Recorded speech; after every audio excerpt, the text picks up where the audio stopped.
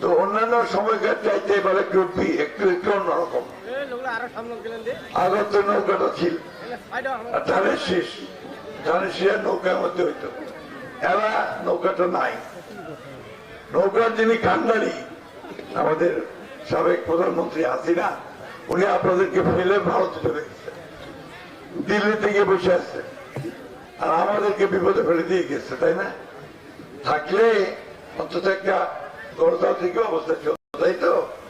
এখন আছে নতুন একটা বার কাজটা আমাদের সামনে, আপনাদের ছেলে তার প্রতিনিধি দাঁড়াইছে বেগুনবাড়ির, তাই না?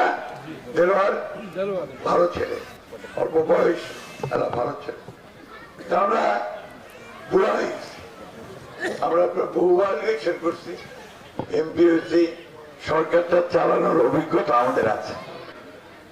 ওর বয়স কম, সামনের দিকে ইনশাল্লাহ আর ভালো করতে পারবে যদি লেগে থাকতে পারে, তাই না? আমার তো শেষ সময়, এটাই আমার শেষ নির্বাচন। আমি আপনাদের কাছে শেষ সময় আসছি, এইবার আপনারা আমাকে আরেকবার সুযোগ দিবেন, ধানের শীষে ভোট দিয়ে আপনাদের কাজ করার জন্য। আমি পুরো পার্টির বদনাম করতে চাই না, ওটা আমার অভ্যাসের মধ্যে নাই। আমরা কাজ করি, সিধা সিধা চলতে চাই।